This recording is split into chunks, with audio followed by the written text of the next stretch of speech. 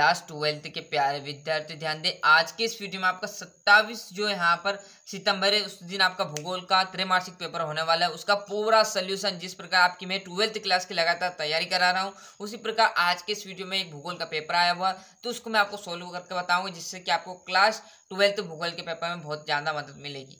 Clear है? तो देखिएगा, सही विकल्प, रिक्त स्थान सभी मैंने यहाँ पर टिक मार्क कर लिए, तो आपको बस समझना है और अच्छे से याद कर लेना है। निम्नलिखित में से कौन सा एक भौगोलिक सूचकांक का स्रोत नहीं है? तो चंद्रमा में चट्टान पदार्थों के नमूने, है ना। दूसरा है एशिया महाद्वीप में सबसे अधिक जनसंख्या वाला देश है, तो चीन सबसे अधिक जनसंख्या है ना। निम्न में से कौन सी क्रिया प्राथमिक क्रिया नहीं है? तो संचार।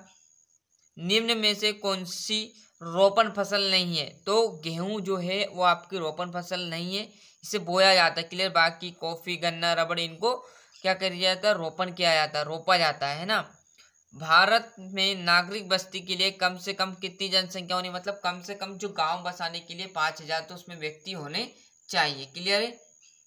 और रिक्त स्थान भर दिए। देखिएगा, रेड जेल एक भूगोलवेत्ता थे, तो वो जो थे वो जर्मनी के थे। कहाँ के थे? जर्मनी के। लोगों की संख्या और भूमि के बीच का अनुपात को जनसंख्या घनत्व कहा जाता है। 60 वर्ष से अधिक आयु वाले लोगों को प्रदर्शित करते हैं, तो वृद्ध जनसंख्या में उन्हें जोड़ दिया जाता है। क्लियर है?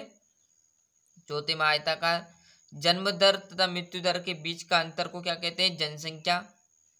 इसमें ज्ञान आ जाएगा।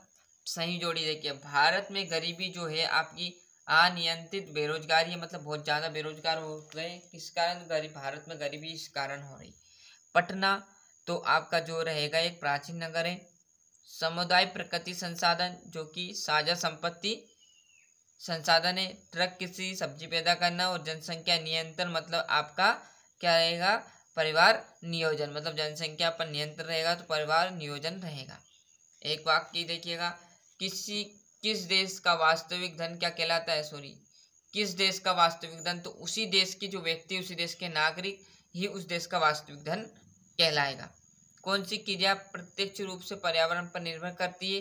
तो प्राथमिक जो क्रियाएं है वो हमेशा किस पर रहती है? पर्यावरण पर, है ना। विश्व नागरिक का एक उदाहरण दीजिए। वाशिंगटन 2015।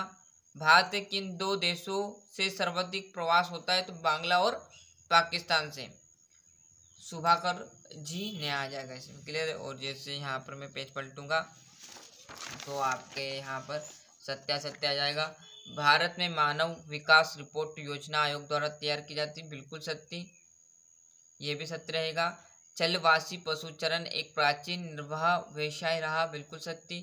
एशिया महाद्वीप में लिंग अनुपात सामान्यता कम है, बिल्कुल सत्य रहेगा। और ये आ सत्य और ये भी सत्य। और छठे क्वेश्चन से आपके यहाँ पर दो नंबर के रहेंगे।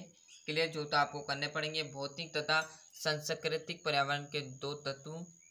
विश्व में जनसंख्या विवरण की दो विशेषताएं। लिंग अनुपात से क्या अभिप्राय है? सार्थक जीवन क्या होता है? भारत में शिकार पर प्रतिबंध क्यों लगाया गया, है ना। ये क्वेश्चन तो आपको करने पड़ेंगे, आप भी समझदार हो। यदि ये मैं क्वेश्चन बताऊंगा तो आपका पूरा जो पेपर है वो पेपर रसायन का हट जाएगा और पूरे क्वेश्चन भी नहीं होंगे। इसलिए जितना आपको पता है उतना याद कर लीजिए। किसी विद्यार्थी को ये पता है तो किसी को ये नहीं पता, तो सबका टाइम वेस्ट होगा। इसलिए बेटर ये है कि आपको जितना याद है उतना आप कर सकते हो। क्लियर? बाकी मैंने पेपर बताया, आपकी जवाबदारी आगे करने की। और 25 से 30 नंबर पास लायक तो मैंने आपको प्रोवाइड करा ही दिए, तो घबराना नहीं है। जो आपके त्रैमासिक के कोई आपके अर्धवार्षिक और वार्षिक परीक्षा नहीं है। क्लियर है?